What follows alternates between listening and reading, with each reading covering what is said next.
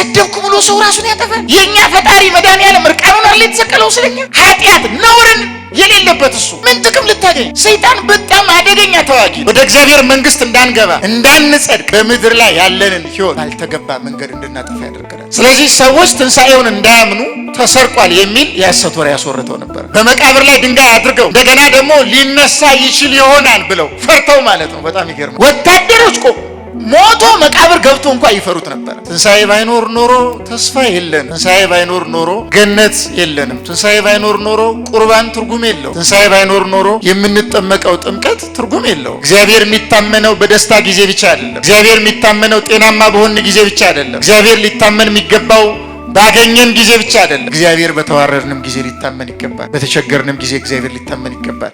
ጥርጣሬ የኃጢአት ሁሉ ስር ነው። ከፊታችን ግን አለ የተደቀነ ድንጋይ፣ በራሳችን ልናስወግድ የማንችለው የትንሣኤውን አማናዊነት እንዳናይ የሚያደርገን፣ አይኖቻችን የሚጋርድ ከመከራ በኋላ ያለውን ደስታ እንዳናይ የሚያደርግ፣ ከስቃይ በኋላ ያለውን እርካታ እንዳናይ የሚያደርግ፣ ከፊት ያለውን መከራና ስቃይ ብቻ በማሳየት ጋርዶ የሚያስቀር፣ እግዚአብሔርን እንዳናገኘው የሚያደርግ የመርገም አለት አለ። ያን ድንጋይ ማን ነው የሚያንከባልልን?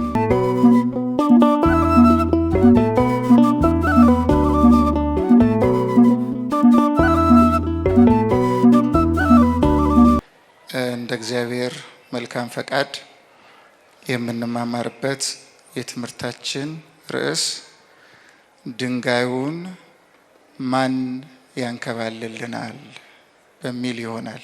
እስኪ ተናገሩት። በማርቆስ ወንጌል ምዕራፍ 16 ቁጥር 4 ላይ ይህንን ምንባብ እናገኛለን። ወይም ከቁጥር 1 ጀምሮ ትንሽ ላንብብላችሁ። ሰንበትም ካለፈ በኋላ መግደላዊት ማርያም፣ የያዕቆብ እናት ማርያም፣ ሶሎሜም መጥተው ሊቀቡት ሽቱ ገዙ። ከሳምንቱም በፊተኛው ቀን እጅግ በማለዳ ፀሐይ ከወጣ በኋላ ወደ መቃብሩ መጡ። እርስ በርሳቸውም ድንጋዩን ከመቃብሩ ደጃፍ ማን ያንከባልልናል ይባባሉ ነበር። ድንጋዩም እጅግ ትልቅ ነበርና አሻቅበውም አይተው ድንጋዩ ተንከባሎ እንደነበረ ተመለከቱ። ወደ መቃብሩም ገብተው ነጭ ልብስ የተጎናጸፈ ጎልማሳ በቀኝ በኩል ተቀምጦ አዩና ደነገጡ። እርሱ ግን አትደንግጡ፣ የተሰቀለውን የናዝሬቱን ኢየሱስን ትፈልጋላችሁ፣ ተነስቷል፣ በዚህ የለም፣ እነሆ እርሱን ያሮኑበት ስፍራ ይኸው ብሎ ጌታችን ተቀብሮ የነበረበትን ቦታ ተገልጾላቸው ያዩት ጎልማሳ ተብሎ የተገለጠው መልአክ የጌታን ስጋ ሽቱ እንቀባለን ብለው የመጡ ቅዱሳት አንስትን አመልክቷቸዋል። እንግዲህ አሁን ያለንበት ወቅት መድኃኔዓለም ኢየሱስ ክርስቶስ ስለኛ ስለ ኃጢአተኞች ሰው ሆኖ የእኛን ስጋ ተዋህዶ በምድር ተገልጦ እኛ ልንቀበል የሚገባንን እያንዳንዱን መከራ ስለኛ ተቀብሎ ሞቶ ወደ መቃብር ገብቶ ሞትን ድል አድርጎ በራሱ ስልጣን ተነስቶ ትንሣኤውን ያወጀበት ጊዜ ስለሆነ ያውን ያለንበት ጊዜ ጠቅለል ብሎ የሚታሰበው በመድኃኔዓለም በኢየሱስ ክርስቶስ አሸናፊነት፣ ድል አድራጊነት፣ ሞትን ድል አድርጎ መነሳት፣ ይሄ መሰረታዊ የክርስትና ትምህርት ስለሆነ ይሄ የሚታሰብበት ጊዜ ነው። ትንሣኤ የምንለው ነገር በጣም ታላቅ ነገር ነው።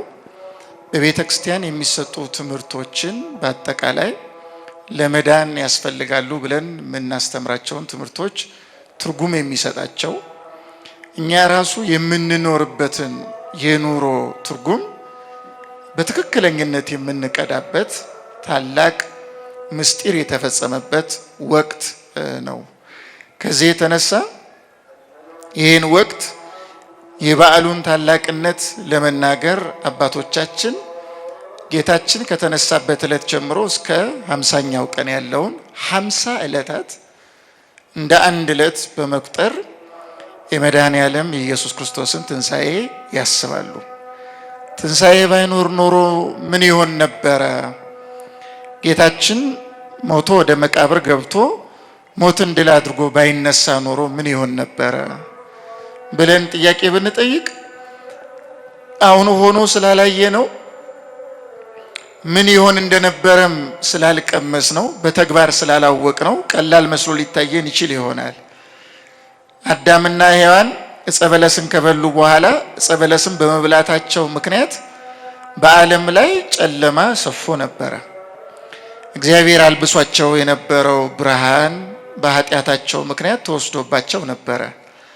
ኃጢአትም በአዳምም በሔዋንም ሰልጥኖባቸው ነበረ። ሞትም አዳምንም ሔዋንንም ገዝቷቸው ነበረ። ዲያብሎስም በአዳምና በሔዋን ላይ ሰልጥኖ በሙሉ ኃይሉ በሱ ቁጥጥር ስር አድርጓቸው ነበረ። ያ በኃጢአት ምክንያት የነበርንበት ህይወት ነው እና ጌታ ሞትን ድል አድርጎ ባይነሳ ኖሮ በዛ ህይወት ነበር የምንቀጥለው፣ በሲኦል በመሰቃየት ለኃጢአት በመገዛት ባሪያ በመሆን በሞት በመሸነፍ ሰይጣን እጅግ በጣም ሙሉ በሙሉ ተቆጣጥሮን ሰላም፣ ደስታ፣ ህይወት የሚባለው ነገር በሙሉ ትርጉም እስኪያጣ ድረስ በህይወታችን እጅግ በጣም ልንናገረው ከምንችለው በላይ ድቅድቅ በሆነ ጨለማ ውስጥ እንሆን ነበረ። ስለዚህ ይህን በጣም አሰቃቂ የሆነ በቃላት እንኳን ገልጸው የማይጨርሱትን የጨለማ፣ የምረት፣ የህማም የዚህንና ይህን የመሳሰለውን ህይወት ንቅልቅል አድርጎ ህይወታችንን ልክ አዲስ አድርጎ የሰጠን ያደሰልን እንደ ንስር ማለት ነው። ልክ እንደዚያ አድሶ አክብሮ ጨለማውን ሁሉ ገፎ ብርሃኑን ሰጥቶን ወደሚደነቅ የደስታ ህይወት እንድንገባ ያደረገን በትንሣኤው ነው። ትንሣኤ ባይኖር ኖሮ ተስፋ የለንም።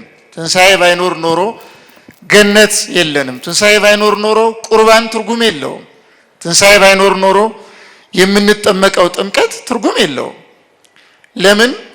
ለስብከቶቻችን በአጠቃላይ ለትምህርቶቻችን በአጠቃላይ ትርጉም የሰጠው ትንሣኤ ስለሆነ፣ እምነትም ከሆነ እምነታችን ትርጉም ያገኘው በትንሣኤ አማካኝነት ነው። ጌታ ሞትን ድል አድርጎ ባይነሳ ኖሮ ለምን እቆርባለሁ? ለምን ንስሐ እገባለሁ? ለምን እጠመቃለሁ? ለምን አስቀድሳለሁ? ለምን በጎ ስራ እሰራለሁ ብለን ጥያቄ ልንጠይቅ እንችላለን። ለምን? እነዚህ የምናደርጋቸው ነገሮች በሙሉ ትርጉም የሌላቸው ወደ መሆን ስለሚሸጋገሩ። ብናገባ ጋብቻችን ትርጉም አይኖረውም። ልጅ ብንወልድ መውለድ ትርጉም አይኖረውም። ብንመነኩስ ምንኩስና ትርጉም አይኖረውም። ሁሉንም የህይወት አቅጣጫ ትርጉም የሰጠውና ያጣፈጠው መስመሩንም የለወጠው ትንሣኤ የሚባለው ነገር ነው። ከዚህ የተነሳ የትንሣኤውን አማናዊነት እንድንረዳ ተረድተንም እንድንጠብቀው በዛው በትንሣኤው መልእክት ሐሳብ ውስጥ ራሳችንን አስገብተን እንድንኖር እግዚአብሔር ይፈልጋል። በዚህ ምክንያት በምንም መንገድ ቢሆን ማንም ሰው ትንሣኤን እንዲጠራጠር አይፈልግም እግዚአብሔር። ስለዚህ ስለ ትንሣኤው አማናዊነት፣ ትክክለኝነት፣ እውነተኝነት ብዙ ማስረጃዎችን አስቀምጧል። እንደምታውቁት ትንሣኤው ታላቅ ስለሆነ ታላቅነቱን እንድንረዳ አስቀድሞ ነቢያትን በብዙ አናግሯል። ሰው ስለመሆኑ ሲያናግር ሰው ሆናለሁ፣ መከራ እቀበላለሁ፣ ሞታለሁ፣ እሰቀላለሁ፣ ወደ መቃብር እገባለሁ ብቻ አይደለም ያለው፣ ሞትን ድል አድርጎ እንደሚነሳም አናግሯል።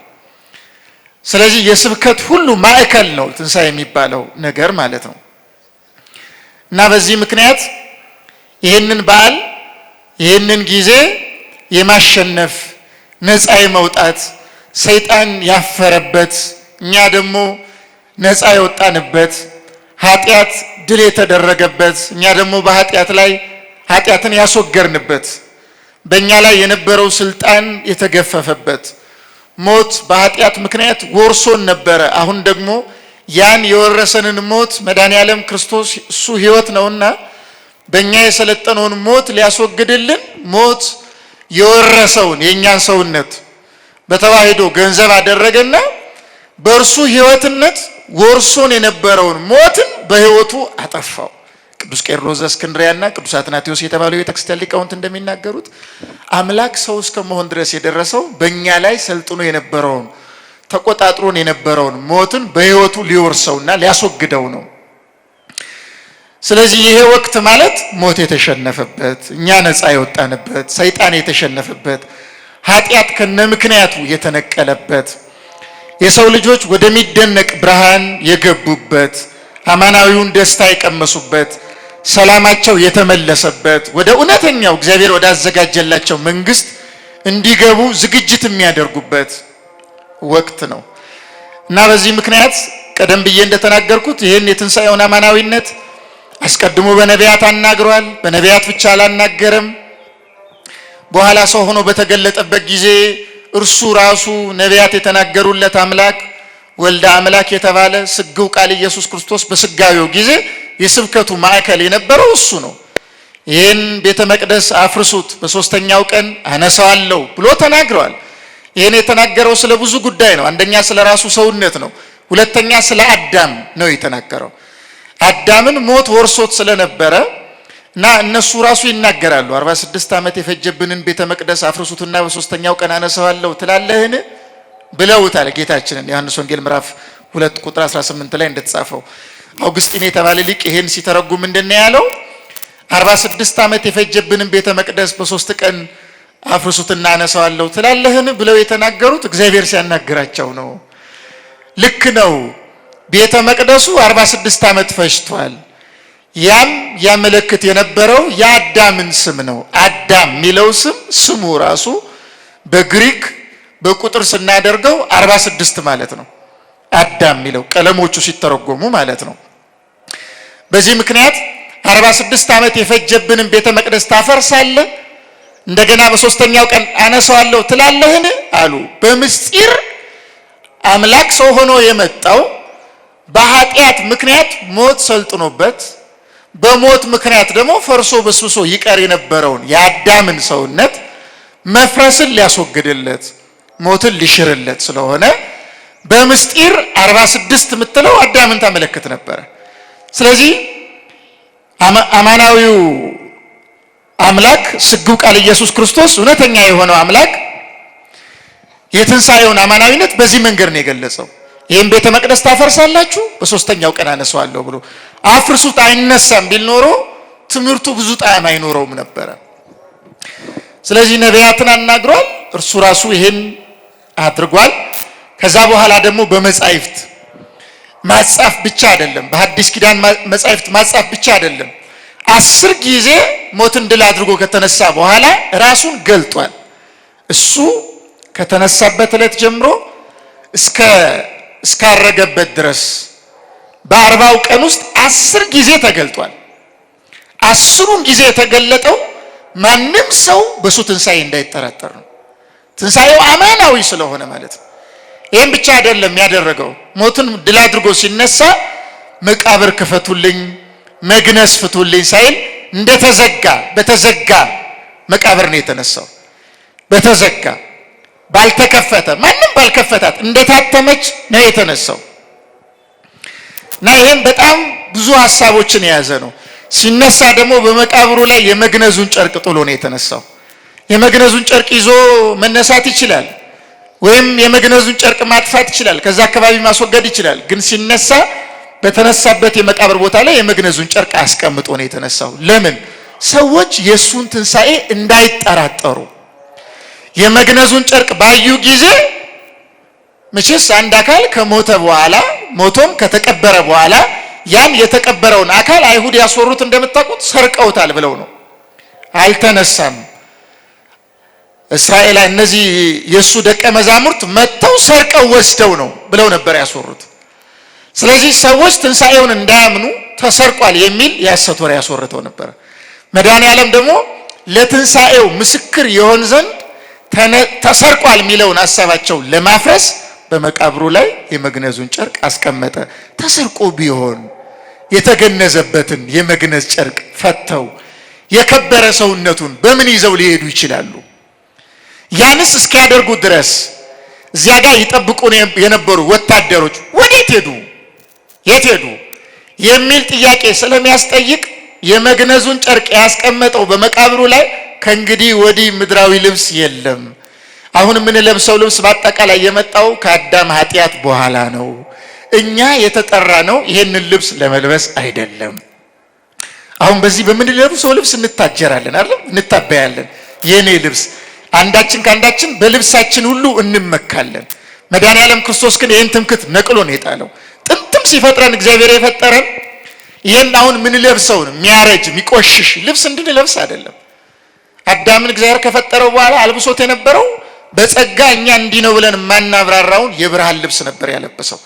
አሁን ተመልከቱ፣ በመቃብሩ ላይ የመግነዙን ጨርቅ ሲጥል ምን እያለ ነው? አዳም ሆይ በኃጢአት ምክንያት የሚያረጅ የሚቆሽሽ የሚቀደድ የሚያልቅ ልብስ ወደ መልበስ ገባ። እኔ ያንተን ልብስ ስላንተ ለበስኩ። አንተ የገባህበት መቃብር ስላንተ ገባው። አንተ በነበርክባት መቃብር በአንተ ላይ የሰለጠነችውን ሞት በሞቴ ሻርኳት። የለበስካትንም የምታረጅ የምትቆሽሽ የምታልቅ ልብስ በመግረዙ አፍ ላይ አስቀመጥኩ። ከእንግዲህ ወዲህ ልብስ እኔ ነኝ። ይህ ምድራዊ ልብስ ይቅርብ፣ የምትለያይበት ልብስ ይቅርብ። ከእንግዲህ ወዲህ እኔን ትለብሳለህ በጸጋ ሲል በመቃብሩ ላይ የመግነዙን ጨርቅ መድኃኔዓለም ክርስቶስ ጥሎ ተነሳ። ይህም ብቻ አይደለም ደግሞ ያደረገው። አሁን እንዳነበብኩላችሁ በመቃብሩ አካባቢ ጋር እነዚህ ቅዱሳት አንስት ወደ መቃብሩ ሲመጡ በመቃብሩ ላይ የነበረው ድንጋይ በጣም ትልቅ ስለነበረ ያን ድንጋይ ማን ያንከባልልናል? የተቀደሰውን ስጋውን ሽቱን ቀባ ዘንድ እንፈልጋለን። ግን ደግሞ ይሄን ለማድረግ ድንጋዩን የሚያንከባልልን አካል ያስፈልጋል። እኛ ደግሞ ኃይል የለንም እያሉ ነበር ሲመጡ የነበሩት። ስለዚህ ልክ ይሄን እየተነጋገሩ ሲመጡ አይኖቻቸውን ቀና አድርገው ሲያዩ በመቃብሩ ላይ የነበረው ድንጋይ ተንከባሎ ነበረ። ወደ ውስጥም ሲገቡ በመቃብሩ ላይ አንድ ጎልማሳ ነጭ ልብስ ለብሶ ምን አላቸው? ማንን ትፈልጋላችሁ? ኢየሱስን ነውን? እርሱ ተነስቷል። ይሄው የተቀበረበት ቦታ ባዶ ነው አሉ። ተመልከቱ፣ ድንጋዩን ያንከባለሉት መላእክት ናቸው። ያንከባለሉበት ምክንያት ሌላ አይደለም። ያንከባለሉበት ምክንያት ትንሣኤው አማናዊ ነው። በመቃብሩ ላይ የለም። መቃብሩን ባዶ አድርጎ በተዘጋ መቃብር ተነስቷል። መቃብሩን የከፈትነው እኛ ነን። ድንጋዩን ያንከባለለው እኛ ነን። እሱ ሲነሳ እንደተዘጋ ነው። ያንከባለልበት ምክንያት እንድታዩ ነው። አይታችሁ እንድታረጋግጡ ግቡ፣ እዩ። የተቀበረው እዚህ አይደለ? የለም ስጋው ምስክር እንሆን ዘንድ እግዚአብሔር ልኮናል ብለው በአንድ በኩል ተመልከቱ፣ ነጭ ልብስ ለብሰው ለምን? ትንሣኤ ድል ማድረጊያ ስለሆነ፣ አሸናፊነት ስለሆነ፣ ክብር ስለሆነ፣ ብርሃን ስለሆነ ያንን ለመግለጥ ነጭ ልብስ ለበሱ። ከዛን ደግሞ በአንደበታቸው ተናገሩ፣ ሞትን ድል አድርጎ የናዝሬቱ ኢየሱስ ምን ብሏል? ተነስቷል አሉ። ተመልከቱ። ስለዚህ በዛም በዚህም በብዙ አቅጣጫ መድኃኔዓለም ኢየሱስ ክርስቶስ ይህም የትንሣኤውን አማናዊነት እንድንረዳ ብዙ ነገር ነው ያደረገው እና ትንሣኤ በጣም ታላቅ ነገር ስለሆነ ነው ይሄ ሁሉ ነገር የተደረገው። ለመሆኑ እነዚህ ቅዱሳት አንስት የጠየቁት ጥያቄ ምንድን ነው ያመለክት የነበረው? ማን ያንከባልልናል ድንጋዩን ነበረ ጥያቄያቸው። ትልቅ ድንጋይ አለ፣ እኛ ልናንከባለው አንችልም፣ ከኛ አቅም በላይ ነው። ማን ያንከባልልናል? ማን ያነሳልናል? እሱን እናገኘው ዘንድ እንፈልጋለን። እንዳናገኘው የሚከለክለን ድንጋይ ግን አለ። ከእርሱ ጋር እንዳንገናኝ የሚለየን ድንበር አለ። ያንን ማን ነው ሊያስወግድልን የሚችለው? ድንጋዩ ተወግዶ ስጋውን አግኝተን ሽቱን ቀባው ዘንድ ማን ያስወግድልናል ብለው ይጠይቁ ነበረ። ይሄ በአንድ በኩል የነበራቸውን የተሳሳተ አረዳድ የሚያመለክት ነበረ። እንግዲህ የቤተ ክርስቲያን ሊቃውንት ይጠይቃሉ ብዙ ጥያቄ። ለመሆኑ በመቃብር ውስጥ ያለው እርሱ ድንጋዩን ያንከባልላችሁ ዘንድ አይችልምን? ኃይል የለውምን? በምድር ላይ በነበረበት ጊዜ ነፍሱን ከስጋው በፈቃዱ ከመለየቱ አስቀድሞ ወዶ ፈቅዶ የኛን ሞት ከመቀበሉ አስቀድሞ በምድር ላይ ያደረገው ነገር ይሄን ማድረግ እንደሚችል ማለት ድንጋዩን ማንከባለል እንደሚችል አያረጋግጥም ነበርን? የሞተው እሱ ተራ ሩቅ ብእሲ ነውን? አምላክ አይደለምን? በስልጣኑ አታምኑምን? በኃይሉ አታምኑምን? ስለዚህ ተመልከቱ፣ እነርሱ የነበሩበትን ሁኔታና እግዚአብሔር ሊያደርግ የሚችለውን ነገር የሚያመለክት ነበረ። ያ ድንጋይ ማን ያንከባልልናል ብለው ይጠይቁ የነበረው። በእርግጥ የሚያንከባልለው አካል ነበረ፣ ግን ደግሞ የሚያንከባልለውን አካል ማየት ባለመቻላቸው ምክንያት በራሳቸው ማንከባለል አለመቻላቸውን መሰረት አድርገው እኛ ልናንከባለው አንችልም፣ ግን ማን ነው የሚያንከባልልን ብለው ይጨነቁ ነበረ። ይሄ ድንጋይ ልብ በሉ፣ በኃጢአት ምክንያት ወደ አዳምና ወደ አዳም ልጆች የገባው ርግማን ነው። የኃጢአት ውጤት የሆነው ያን መርገም ለ5500 ዘመን አዳምንና ልጆቹ የተሰቃዩበት ያ መርገም፣ ያ መከራ፣ ያ ስቃይ፣ ያ ጨለማ፣ ያ እጅግ በጣም ጽኑ የሆነ ሐዘን በማን ምክንያት ነው ሊወገድ የቻለው? ማን ነው ያን ሊያስወግድ የቻለው? እግዚአብሔር ኃጢአትን እንዳትሰሩ ብሎ ትእዛዝ አዞ ነበረ። እኛ ሁልጊዜ እንደምታውቁት እግዚአብሔር የማይፈልገውን ነገር እናደርጋለን፣ ኃጢአት እንሰራለን። ኃጢአት በመስራታችን ምክንያት በፊት ለፊታችን እንደዚያ ትልቅ ድንጋይ ያለ መርገም በራሳችን ስራ ምክንያት ወደ ህይወታችን ይመጣል።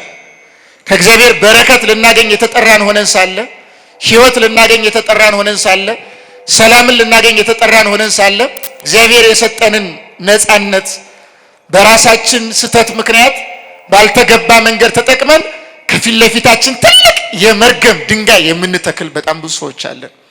ማን ያንከባልልናል ያን ድንጋይ ብለን እንጠይቃለን። ሊያንከባልል የሚችለው ሌላ አካል አይደለም፣ መልአክ አይደለም። ያንን የመርገም ድንጋይ የሚያንከባልለው ሌላ አካል አይደለም፣ እግዚአብሔር ነው። በአዳም እና በአዳም ልጆች የሰለጠነው። ምክንያቱም ያንን ድንጋይ መላእክት ቢያንከባሉት እንኳ እንዲያንከባልሉ የትንሣኤውን አማናዊነት እንዲመሰክሩ የላካቸው እግዚአብሔር ነው። በራሳቸው ስልጣን አይደለም። ያለ እግዚአብሔር ምንም ማድረግ አይችሉም። እግዚአብሔር ነው የላካቸው። ምስክር ያደረጋቸው እግዚአብሔር ነው። የመረጣቸው እግዚአብሔር ነው። አሁንም ቢሆን በእኛ ህይወት ያለውን የመርገም ድንጋይ፣ የመከራ ድንጋይ፣ የስቃይ ድንጋይ፣ የችግር ድንጋይ በአጠቃላይ እግዚአብሔር መላእክቱን ልኮ ሊቀርፍ ይችላል። ቅዱሳኑን ልኮ ሊቀርፍ ይችላል። ሰማዕታቱን ልኮ ሊቀርፍ ይችላል። ካህናቱን ልኮ ሊቀርፍ ይችላል። የሚያስወግደው እግዚአብሔር ነው። የሚያስወግድበት መንገድ ግን ልዩ ልዩ ነው። ከፊታችን ግን አለ የተደቀነ ድንጋይ፣ በራሳችን ልናስወግድ የማንችለው የትንሣኤውን አማናዊነት እንዳናይ የሚያደርገን አይኖቻችን የሚጋርድ ከመከራ በኋላ ያለውን ደስታ እንዳናይ የሚያደርግ ከስቃይ በኋላ ያለውን እርካታ እንዳናይ የሚያደርግ ከፊት ያለውን መከራና ስቃይ ብቻ በማሳየት ጋርዶ የሚያስቀር እግዚአብሔርን እንዳናገኘው የሚያደርግ የመርገም አለት አለ። ያን ድንጋይ ማን ነው የሚያንከባልልን? ማን እንዲያንከባልላችሁ ነው የምትጠይቁት? እናንተ በህይወታችሁ የሚገጥማችሁን ድንጋይ ማን እንዲያንከባልላችሁ? በእውነት እግዚአብሔር እንዲያንከባልላችሁ ትፈልጋላችሁ ወይስ በራሳችሁ ፍልስፍና፣ በራሳችሁ መንገድ፣ በራሳችሁ ጥበብ፣ በራሳችሁ ርቃቄ፣ በራሳችሁ ገንዘብ፣ በራሳችሁ ዕውቀት ነው የምትሄዱት? በህይወታችሁ የሚገጥማችሁን ችግር ከእግዚአብሔር ጋር ሆናችሁ ነው የምትፈቱት ወይስ በራሳችሁ ነው የምትፈቱት? ብቻዬን ልፍታ ነው የምትሉት ወይስ ከእግዚአብሔር ጋር ሆናችሁ ነው? እግዚአብሔር በህይወታችሁ አለ? ከፊታችሁ አስጨናቂ ነው የምትሉት መከራ ሲገጥማችሁ ከእግዚአብሔር ጋር እወጣዋለሁ ትላላችሁ? እግዚአብሔርን ከራሳችሁ ጋር አድርጋችሁ ታያላችሁ? ይህን የእይታ አቅጣጫችንን እንድናስተካክል ነው እንግዲህ ይህን ርዕስ ያነሳሁት። ማን ያንከባልልናል ብለው ይጠይቁ የነበሩት እነዚያ ቅዱሳት አንስት በራሳቸው ያን ማንከባለል አይችሉ ስለነበረ ነው። ኋላ ግን ቀና ብለው በተመስጦ ሲያዩ ተንከባለው አዩ። ተመልከቱ፣ እግዚአብሔርን ትኩር ብለን ካየን፣ የእግዚአብሔር የሆነውን ነገር ትኩር ብለን ካየን፣ ተመልከቱ፣ ብዙዎቻችን የምንሸንፈው ያልሆነ ነገር እያየን ነው። በጣም ኃላፊ የሆነ ነገር፣ ምድራዊ የሆነ ነገር። የእይታ አቅጣጫችን በጣም ምድራዊ ነው፣ መሬት ላይ ነው ያለ ነው። እንደሚናገረው ቅዱስ ቴዎፍሎስ ዘአንጾኪያ ምን ይላል? ሰዎች ሁለት አይነት ናቸው። አንዳንዶች ልክ እንደ እባብ ያሉ ሰዎች አሉ ይላል። እንደ እባብ ያሉ ሰዎች ማለት እባብ በምድር ላይ በደረቱ እየተሳበ ነው የሚሄደው። እንደዚህ አይነት ሰዎች አሉ። በጣም ዓለማዊ የሆኑ፣ በጣም ምድራዊ የሆኑ፣ በፍጹም ልቡናቸው ወደ ላይ ቀና ብሎ ማየት የተሳነባቸው፣ ህሊናቸው የጎበጠባቸው፣ የልባቸው ሐሳብ ትኩረት በአጠቃላይ መሬት ላይ የሆነላቸው። ከዚህ የተነሳ ከነሱ መርዝ የሚመነጭባቸው እንደ እባብ መርዛማ የሆኑ ሰዎች አሉ። በመሬት በደረት እየተሳቡ የሚሄዱ ሌሎች ሰዎችን በመንደፍ መርዛቸውን በመርጨት የሚገሉ የሚያጠቁ መርዛማ ሰዎች አሉ፣ እንደ እባብ ያሉ። አንዳንዶቹ እንደዚህ ናቸው ይላል። አንዳንዶቹ ደግሞ እንደ ርግብ ናቸው። ርግብ ታውቃላችሁ፣ በሰማይ ከፍ ብላ እየበረረች ነው የምትሄደው። እነዚህ ደግሞ ቀና ብለው የእግዚአብሔርን ምስጢር፣ የእግዚአብሔርን ጸጋ፣ ረድኤት፣ መግቦት፣ ትህትና፣ መሐሪነት፣ ይቅርታ፣ ፍቅር ይህን እየተመለከቱ በሰማይ የሚበሩ በንጽህና ክንፍ፣ በቅድስና ክንፍ፣ በእምነት ክንፍ፣ በመረዳት ክንፍ ከፍ ብለው የሚሄዱ ከምድራዊ አስተሳሰብ፣ መከራ፣ ችግር በአጠቃላይ የሚላቀቁ ሰዎች አሉ። የትኞቹን ወገን ነን እኛ? እንደ እባብ በምድር ላይ በደረት የሚሳቡትን ነን ወይስ እንደ ርግብ በሰማይ የሚበሩትን ነን? ከየትኞቹ ወገን ነን? መጀመሪያ ቅዱሳት አንስት እንደ እባብ ነበሩ። አይኖቻቸው ተዘግቶባቸው ነበረ። ስለዚህ ድንጋዩን ማን ያንከባልልናል ብለው ያስቡ ነበረ። ኋላ ቀና ሲሉ ግን ተንከባሎ ተመለከቱት። እግዚአብሔርን እና ቃሉን ሐሳቡን በደንብ አድርገን አጥርተን ማየት ከቻልን በእውነት ብዙ ለህይወት የሚጠቅም ነገር ማግኘት እንችላለን። በህይወታችን ላይ ጎደለን ብለን የምናስበው ነገር በአጠቃላይ በእርግጠኝነት ይቀረፍልናል። ግን እይታ የሚባለው ነገር በጣም ወሳኝ ነው። እኛ በምናይበት መንገድ እንዲቀረፍልን ብቻ የምናስብ ከሆነ ሳይነሳ ነው ድንጋዩ የሚቀረው። እንደታተመ ነው የሚቀረው። እንደተጫነ ነው የሚቀረው። በህይወታችን የሚከብደን ነገር፣ የሚያስቸግረን ነገር፣ ህይወታችን በጣም ውስብስብ ያደረጋት ነገር እንደተጫነብን ነው የሚቀረው። ይልቁኑ አይናችን ቀና እናድርግ። ወደ ሌላ አካል አይደለም፣ ወደ እግዚአብሔር፣ ሁሉን ወደሚያየው። ራሔል ያለቀሰችው ወደ ማንም እኮ አይደለም። ራሔል ልቅሷ የነበረው ወደ እግዚአብሔር ነው። የሰማት እግዚአብሔር ነው። የራሔል ልቅሶ በራማ ተሰማ ተብሎ ነው የተነገረው። በራማ ለምን? ቀና ብላ የለምን እግዚአብሔር ፈጣሪ አምላክ የለምን? የሚደርሰውን መከራ አያይምን? ስቃይ ፈተናውን አያውቅምን? ብላ ወደ እግዚአብሔር ነው ልቅሷን ያቀረበችው። እግዚአብሔር ነው ያያት፣ እግዚአብሔር ነው ያጽናናት፣ እግዚአብሔር ነው የረዳት፣ እግዚአብሔር ነው ጭንቀቷን ያቀለለላት። ለእኛም ይህን ጭንቀት በህይወታችን ላይ የሚገጥመንን ችግርና ፈተና እንዲያቀልልን ልናይ የሚገባው ወደ እግዚአብሔር ነው። አንዱ ሐሳብ ይሄ ነው። ሁለተኛው ጴጥሮስ ክርስቶሎጎስ የተባለ የቤተክርስቲያን ሊቅ ምን ይላል? በመቃብሩ ላይ ያለውን ድንጋይ ማን ያነሳልኛል ብለው እነዚህ ሴቶች ይጠይቁ ነበረ። ቤቱ መቃብር ላይ ያለውን ድንጋይ እንዲነሳ ነው የፈለግሽው ብሎ ይጠይቃል። ቤቱ መቃብር ላይ ያለው ቤቱ መቃብር የቱ ድንጋይ እንዲነሳ ነው የፈለግሽው? ማርያም ሆይ፣ ማርያም መግደላዊትን ማለት ነው።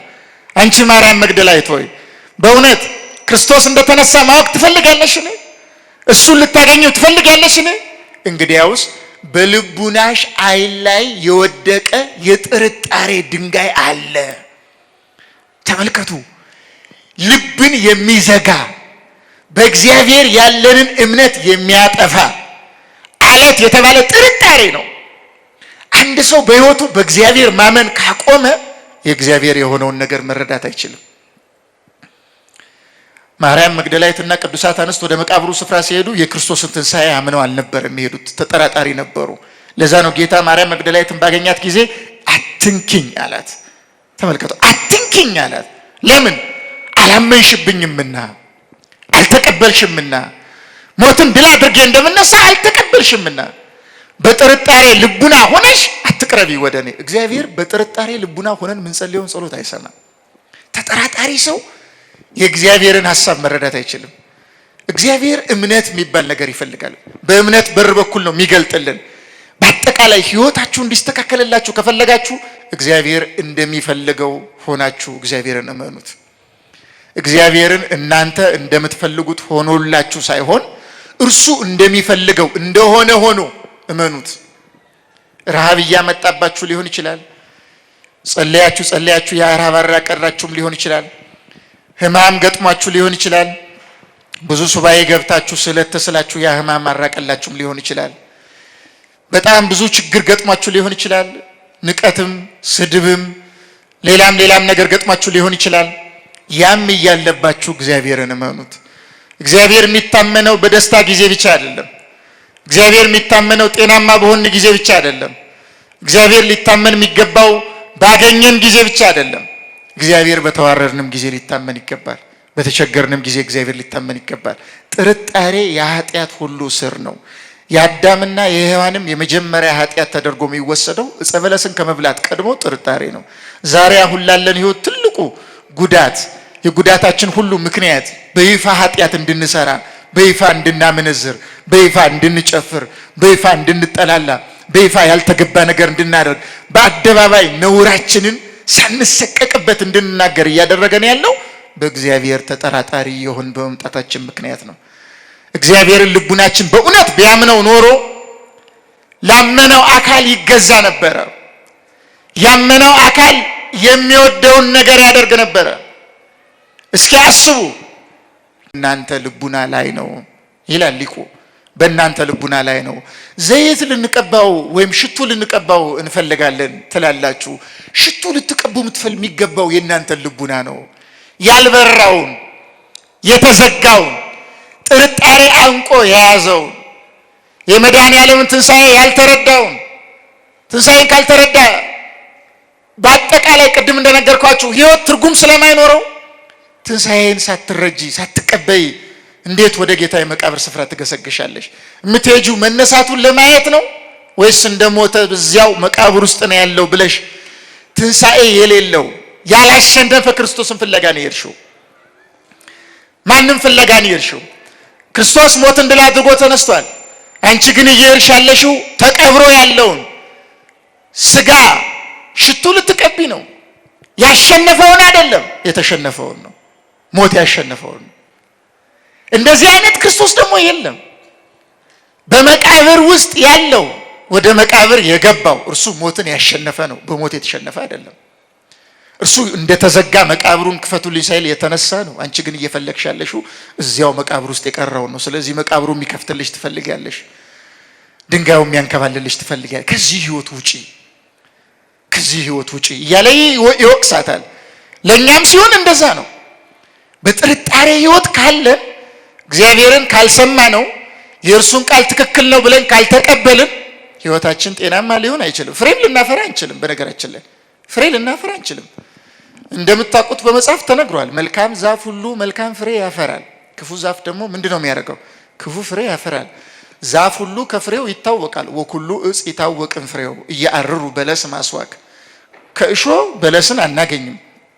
ወይቀስሙ አስካለ እማሜኬላ።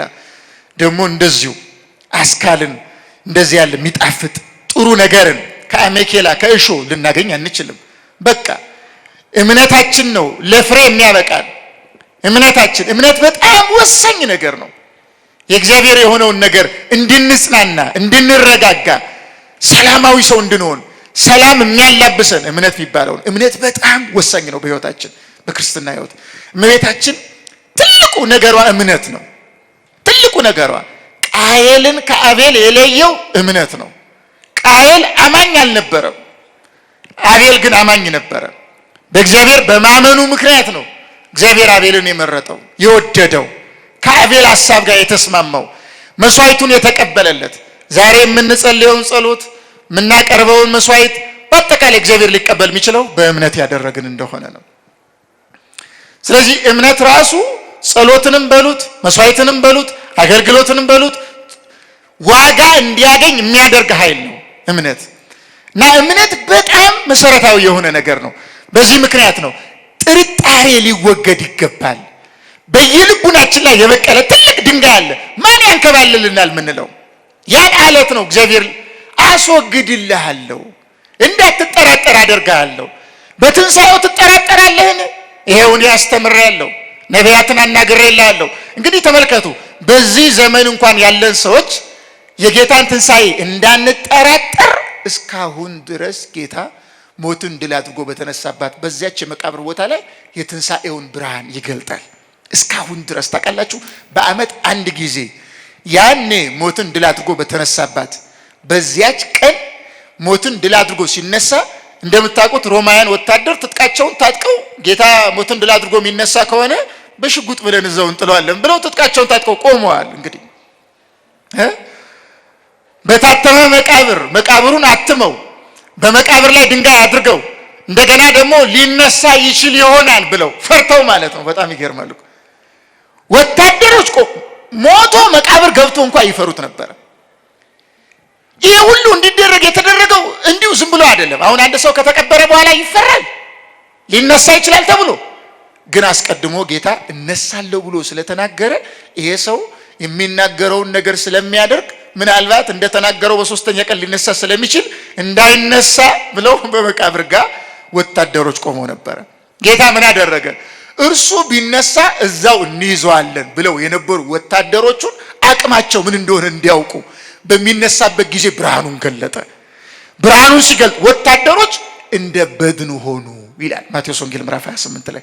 ሲነሳ አልነካቸውም እኮ አልመታቸውም፣ መላእክትን አላከባቸውም፣ ወይም መቅሰፍት አላመጣባቸውም። የብርሃኑን ጨረፍታ በገለጠ ጊዜ መቋቋም አቅቷቸው ወታደሮች ፍግም ብለው ወደቁ፣ እንደ በድን ሆኑ። እየበረገጉ ኋላ ሄዱና ጠባቂ ተብለው የነበሩት ሄደው ለሊቃነ ካህናቱ ዓይናችን እያየ ተነሳ አሉ። እየሰማችሁ ነው አይደለም? ምስክር አደረጋቸው ራሳቸውን። ተመልከቱ፣ እግዚአብሔር በምንም መንገድ የትንሣኤውን ነገር እንድንጠራጠር በጥርጣሬ እንድንኖር አይፈልግም። ለቶማስም ተገልጦ ና ዳሰኝ እመን ያለው ትልቅ ምስጢር ስለሆነ ነው።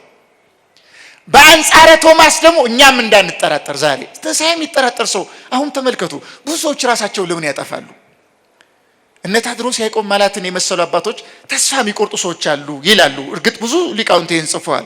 ተስፋ የሚቆርጡ ሰዎች ሕይወት ጨለማ ናት፣ ከእንግዲህ ወዲህ እኔ ልኖር አይገባኝም፣ ዓለም ፊቷን አዞራብኛለች፣ ወገን የለኝ፣ ዘመድ የለኝ፣ እንትን የለኝ፣ ስራ አልሆናለኝ፣ ትዳሬ፣ ልጄ ብለው በየፌስቡኩ በየሚዲያው ተቀምጠው የሚያለቅሱ ምንም እንኳ የተስፋ ትንሽዬ ቀዳዳ የለንም የሚሉ ሰዎች መኖር አይገባ ራሴን አጠፋለሁ የሚሉ ሰዎች ወደ ሊሄዱ ኖረዋል። ከሞት በኋላ እኮ የዘላለም ሕይወት ነው ያለው። ተመልከቱ፣ ራሱን የሚያጠፋ ሰው የዘላለም ሕይወቱን በገዳይነት አንድ ብሎ ይጀምራል። ወደ ኃላፊው ዓለም እንኳን ስንመጣ ከእናታችን ማኅፀን ስንወጣ እያለቀስን አይደለም እንወጣ ነው አይደለም? ወደዚህ ዓለም እንኳን ስንመጣ ታዲያ እንዴት ነው ወደ ዘላለም ሕይወት በገዳይነት የመጀመሪያ ቀናችን እንዴት ልንይዝ እንችላለን?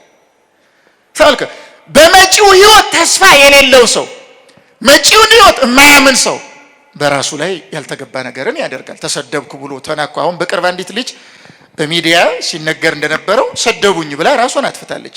እንግዲህ ተሳዳቢው ያን ማድረጉ ትክክል አይደለም። ብዙዎች ራሳቸው የሚያጠፉት በነገራችን ላይ በእኛ ምክንያት ነው።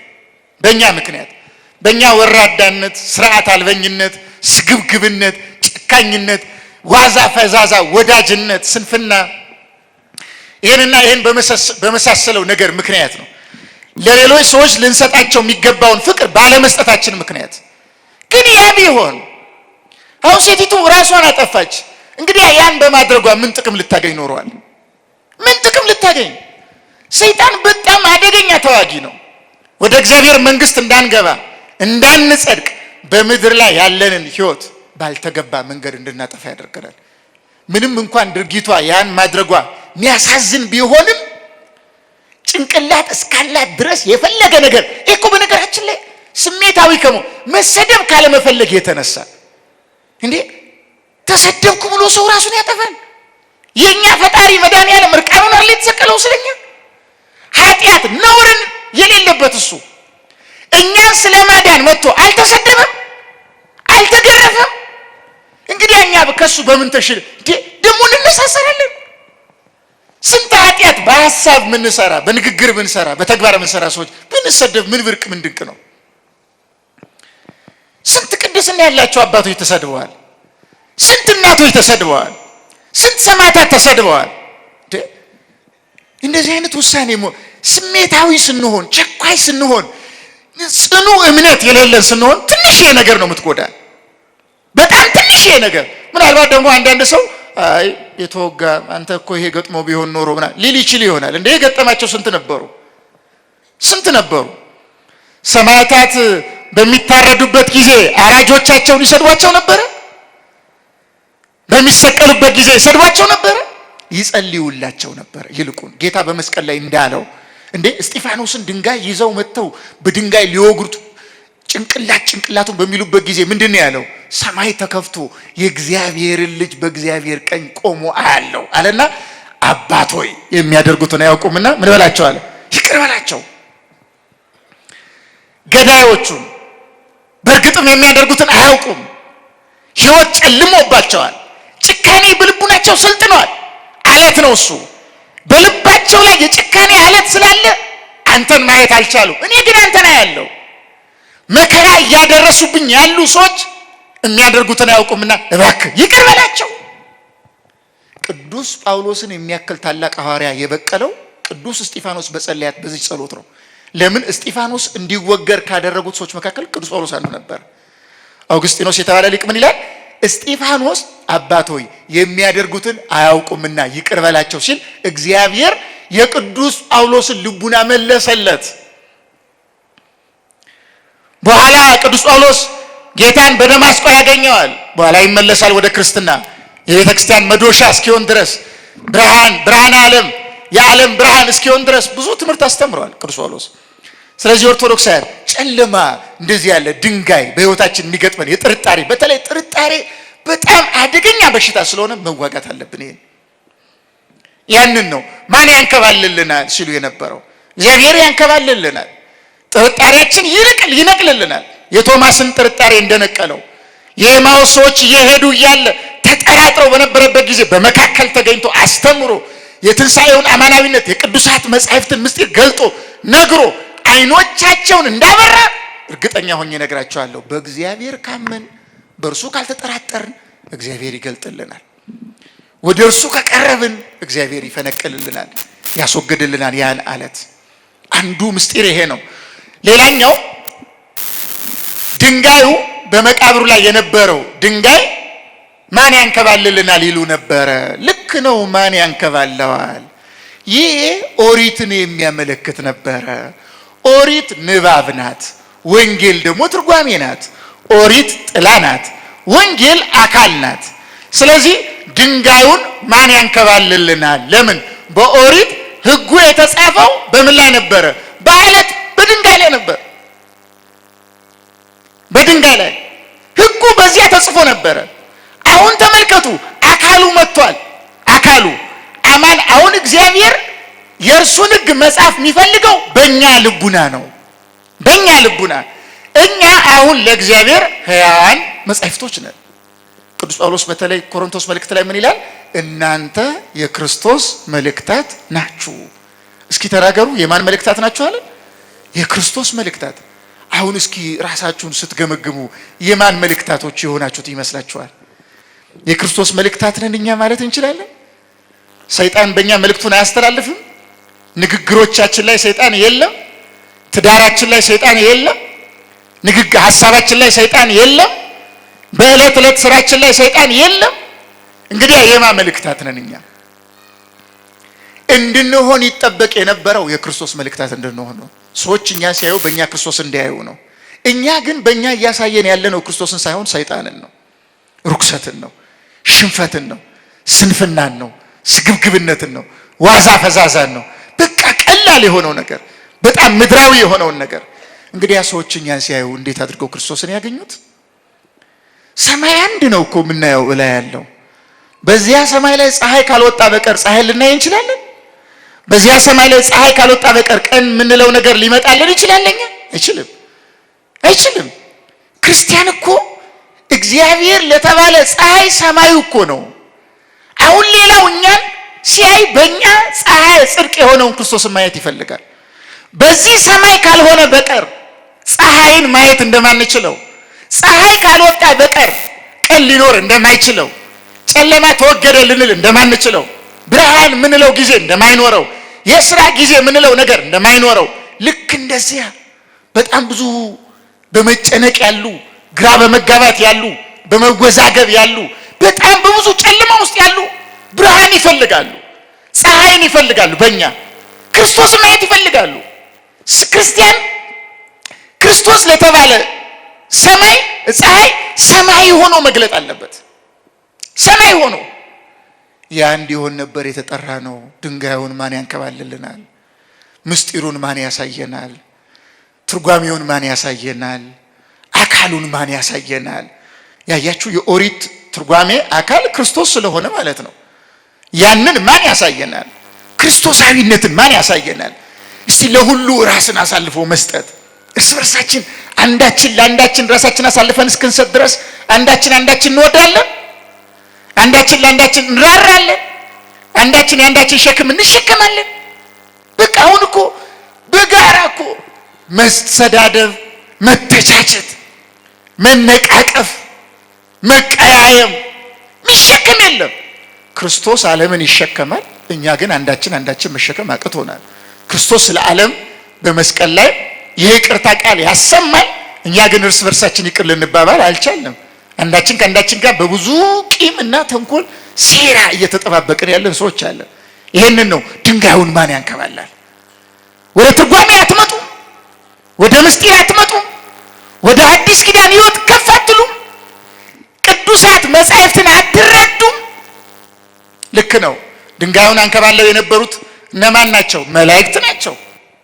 መላእክት ናቸው። ዛሬም የእግዚአብሔርን ምስጢር እንድንረዳ የሚያደርጉን፣ የቅዱሳት መጻሕፍትን ትርጓሜ እንድንረዳ የሚያደርጉን፣ ልቡናችን እስኪቃጠል ድረስ በቅዱሳት መጻሕፍት ትርጉም ውስጥ አስገብተው ሊያኖሩን የሚችሉ ቅዱሳት መላእክት ናቸው። የመላእክትን ሕይወት በምድር እያሉ የቀመሱ ሰዎች አሉ። ያን የመላእክትን ሕይወት የቀመሱ ሰዎችን ሕይወት መኖር የምንችለው መላእክት ምን ሲያደርጉ ነው? የኦሪትን ንባብ ገለጥ ሲያደርጉ፣ ከላይ ያለውን ድንጋይ ገርበብ ብድግ ሲያደርጉ ተመልከቱ። እንደዚያ ሲያደርጉ አይሁድ እኮ የተቸገሩት በዚህ ምክንያት እኮ ነው። እስካሁን ትርጓሜውን አልተረዱም። የክርስቶስን መምጣት አልተቀበሉም። መናፍቃን የቸገራቸው ምን ይመስላችኋል? መጽሐፍ እኮ አላቸው። መጽሐፍ ቅዱስ እኮ ይቀበላሉ። የቸገራቸው ምንድን ነው? ትርጓሜ ነው። ማርያም አታስፈልገንም፣ ጥምቀት አያስፈልገንም፣ ቁርባን አያስፈልገንም፣ መልካም ስራ አያስፈልገንም ይላሉ። ለምን? ድንጋዩ ተቀምጧላ፣ ንባቡ ላይ ነው ያሉት። ትርጉሙን አላገኙማ። ጳውሎስ ደግሞ ተናግሯል፣ ንባብ ይገላል፣ ትርጓሜ ደግሞ ምን ያደርጋል ነው ያለ። አዎ ደረቅ ንባብ አይበላም። አሁን ምስጢርና ትርጓሜ አለ፣ በመንፈስ ቅዱስ የምንረዳው የእግዚአብሔር ሐሳብ ውስጡ ያለ፣ ያንን ማግኘት አለብን። ለነፍሳችን የሚሆነን እሱ ነው። ማን ነው ድንጋዩ የሚያንከባለው? መላእክትን ካልጠየቅን በቀር የተቋጠረብኝን የህይወት ቋጠሮ የሚፈታው ጨለማውን የታሰረብኝን። እንግዲህ ዳዊት ምንድን ነው ያለው? መስገርትሰ ተቀጥቀጠት ወንህነሰ ድህነ። ዲያብሎስ በህይወታችን ላይ ያጠመዳት የኃጢአት ወጥመድ አለች፣ እኛን ያሰረበት ማለት ነው። ያችን ሊሰብራት የሚችለው ክርስቶስ ነው። መስገርትሰ ተቀጥቀጠት፣ ተቀጠቀጠች፣ ተሰበረች። ወጥመድ፣ የዲያብሎስ ወጥመድ፣ ወደ ክፋት ሂድ፣ ወደ ርኩሰት ሂድ፣ ወደ አመጽ ሂድ የምትል ያቺ ወጥመድ በክርስቶስ ምክንያት ነው የተወገደችው። ያን የሰበረው እሱ ነው። ስለዚህ ተመልከቱ፣ ያ እንዲሆንላችሁ፣ መጻሕፍትን እንድትረዱ፣ ህይወታችሁ እንዲበራላችሁ፣ ጸጋ እግዚአብሔርን እንድትቀዱ፣ ክርስቶስንም እንድታገኙ የምትፈልጉ ከሆነ ድንጋዩን የሚያንከባሉ ቅዱሳን መላእክት አሉላችሁ። ወደ እነሱ ጋር ቅረቡ፣ ውስጥ የሚያስገቧችሁ ግቡ አሏቸው። አይደለም? ውስጥ ገቡ። ማንን ትሻላችሁ? ክርስቶስን ነውን? ተነስቷል፣ እዩ መቃብሩን አሉ። እንደተዘጋ ተነስቷል። አያችሁ፣ እንደተዘጋ ተነስቷል። ስለዚህ ያ አለት ይሄን ነበር ያመለክት የነበረው። በሌላ በኩል ደግሞ በእኛና በእግዚአብሔር መካከል ድንበር ሆኖ የሚለየን አለት አለ፣ እግዚአብሔር እንዳናየው የሚያደርግ ያ አለት። ትንቢተ ኢሳይያስ ምዕራፍ 59 ቁጥር 2 ላይ ምን ይላል? ኃጢአት በእናንተና በእኔ መካከል ድንበር አድርጋለች ይላል። እናንተ ወደ እኔ እንዳትመጡ፣ እኔ ደግሞ ይቅር እንዳልላችሁ፣ በኃጢአታችሁ ስለጸናችሁ፣ መመለስም ስላልፈለጋችሁ፣ በአመፅ ላይ አመፅ ስላደረጋችሁ፣ የራሳችሁ ኃጢአት ከእኔ ጋር እንዳትገናኙ ድንበር አድርጓል። በመካከል ገብቶ ለይቶናል። ማን ያነሳልናል? ያን አለት፣ በእኛ ህይወት ላይ ያለን አለት፣ እግዚአብሔርን እንዳናየው ያደረገን ያን ኃጢአት፣ ያን ርኩሰት፣ ያን ጨለማ፣ ያን የአንደበት ርኩሰት፣ ያን የሐሳብ ርኩሰት፣ ያን የተግባር ርኩሰት ማን ይፈነቅልልናል? እግዚአብሔር ስለ መላእክቱ ብሎ ካላነሳልን በቀር። ስለዚህ ኦርቶዶክሳውያን የትንሣኤ ብርሃን፣ የሕይወት ብርሃን የሚገኘው በአጠቃላይ ይህን መሰረታዊ ነገር ተረድተን ወደ ሕይወታችን ስናመጣ ነው። ምስጢራዊ መልእክቱ ተመልከቱ። ቅዱሳት መጻሕፍት ላይ የተጻፉ ምንባባት በአጠቃላይ ትርጉማቸው በቀጥታ የእኛን ሕይወት የሚነካ ነው። ስለዚህ እኔ በሕይወቴ እግዚአብሔር ጋር እንዳልሄድ ያደረገኝ የከለከለኝ አለት በሕይወቴ ላይ ካለ ያን አለት ማስወገድ አለብኝ። እግዚአብሔርን እንዳላየው ያደረገኝ አለት ካለ ገንዘብም በሉት፣ ክብርም በሉት፣ ጤናም በሉት፣ ዝናም በሉት፣ ምንም ነገር በሉት። ለዚህ ነው ክርስቶስ እኮ ከኔ ይልቅ ሚስቱን የሚፈልግ ቢኖር ወይም ልጁን ወይም ባሏን ከኔ ይልቅ እናቱን አባቱን የሚፈልግ ቢሆን ለእኔ ሊሆን አይገባው ነው ያለው። ክርስቶስ ጋር እንዳንመጣ የምታደርገን ከሆነ ሚስታችን፣ ይሄ ደግሞ ተፋቱ እያልን እንዳልሆነ ይገባቸዋል። ደስ የሚለው አለ ሰይጣን ቁጭ ያለበትና የዛሬው ትምህርት ደስ ሲል ሚስቴ ቤት በገባው ጊዜ ሁሉ ነካ እያደረገች ትረብሸኛለች፣ ወደ ክርስቶስ ጋር እንዳልቀርብ ታደርገኛለች፣ በቃ መፍታት ነው እንጂ ሚል ሊኖር ይችል ይሆናል። ይሄማ ድንቁርና ነው ራሱን ችሎ። እንደዚህ አይነት ነገር የለውም። እንደዚህ አይነት ነገር የለውም። የጭንቅ የመከራ ሲሆን ራሱን ችሎ ሌላ መንገድ አለው። ግን በሚስት በባል በኩል የሚመጣውን መከራ ደግሞ እንድንቀበል፣ ያ ማለት ክርስቶስን ካደው፣ ጣለው፣ አያስፈልግህም፣ ክጄዋለሁ፣ አንተም ልትክር ይገባል ብላ እለት እለት ክርስቶስን እንድክደው እሷ ክዳ የምታሰቃይ ከሆነ ልትፈቷት ትችላላችሁ። እሱ ቀኑና አለው ራሱን ችሎ። እንደዚህ ራሱ ቢሆን ጥንቃቄ ያለው ማዳን ስለሆነ ይሄ ደግሞ ማለት ነው ማዳን አለው፣ ዝም ብሎ አይደለም የሚደረገው። ግን ዋናው ነገር ምንድን ነው? ክርስቶስ ጋር እንዳንቀርብ የሚያደርጉ ነገሮች በአጠቃላይ ከክርስቶስ ጋር የሚነጻጸሩ ስለሆነ መጀመሪያ ልንገናኝ የሚገባን ከእግዚአብሔር ጋር ነው። ከእግዚአብሔር ጋር ከሆን ልጅ ይስተካከላል፣ ትዳር ይስተካከላል፣ ስራ ይስተካከላል፣ ጤናም ይስተካከላል። ከእግዚአብሔር ጋር እግዚአብሔር መጀመሪያ ከምንም ነገር በላይ እሱ እንድንፈልገው ይፈልጋል። ከምንም ነገር በላይ እሱን እንድንመርጠው ይፈልጋል። ከምንም ነገር በላይ እሱን እንድናምነውም እንድንወደውም ይፈልጋል እግዚአብሔር።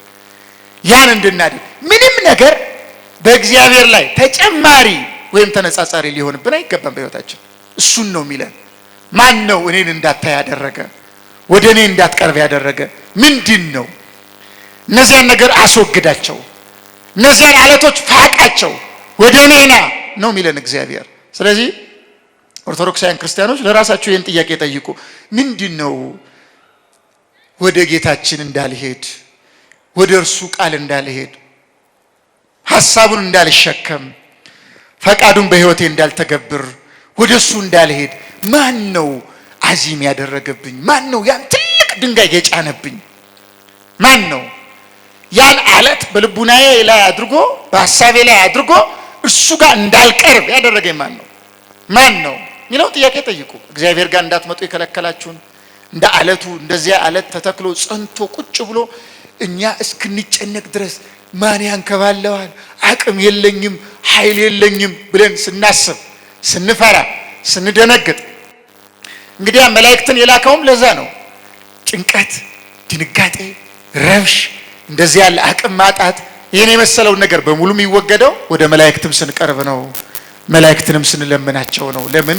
መላእክት ወደኛ የሚመጡት የእግዚአብሔርን ኃይል፣ የእግዚአብሔርን ረድኤት። ለምሳሌ ሚካኤል ብንል እንደ እግዚአብሔር ያለ ማን ነው የሚለውን ነው የሚያሳየን። ገብርኤል ብንል ኃይለ እግዚአብሔር፣ የእግዚአብሔር ኃይል ከእኔ ጋር ነው። የእግዚአብሔር ኃይል ከእናንተ ጋር ከሆነ ድንጋዩ ይፈነቀላል፣ ይወገዳል። እግዚአብሔር ከእናንተ ጋር ከሆነ ድንጋዩ ይፈናቀላል፣ ይወገዳል። በሕይወታችሁ ላይ የተደቀነው ድንጋይ ይወገዳል ይለናል መልአኩ። ከዚያ በኋላ የትንሣኤውን ብርሃን፣ የክርስቶስን አሸናፊነት፣ የሞትን ተሸናፊነት፣ የሰይጣንን ታሳሪነት፣ የአዳምን ነፃ ወጪነት ሁሉ ማየትና መረዳት እንችላለን። ግን ያቺ ድንጋይ በእኛ ልቡና እስካለች ድረስ ፍሬ ማፍራት አንችልም። ምንም ውጫችን ቢያምር፣ ንግግራችን ቢያምር፣ ጤናማ ብንሆን ፍሬ ልናፈራ አንችልም። ጌታም ይመጣል፣ እንደ ቢታንያ በለስ ያየናል። ስንታይ በጣም መልካም ቅጠል ያለን ሆነን ያገኘናል። ፍሬ ይፈልግብናል፣ ያጣብናል፣ ይረግመናል።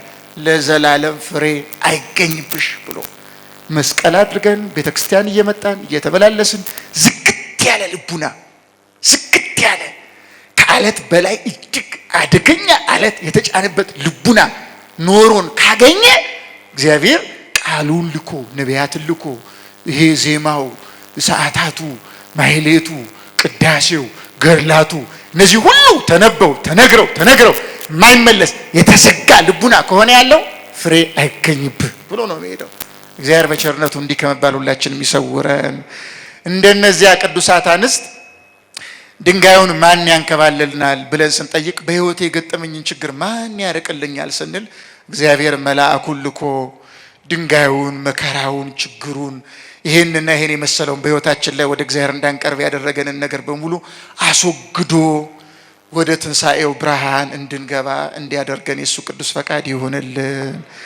መድኃኔዓለም ኢየሱስ ክርስቶስ የትንሣኤውን ህይወት ለሁላችንም ያድለን። ያስተማረን የመከረን የአባቶቻችን አምላክ ሁሉ እግዚአብሔር ስሙ የተመሰገነ ይሁን። ወስብሐት ለእግዚአብሔር።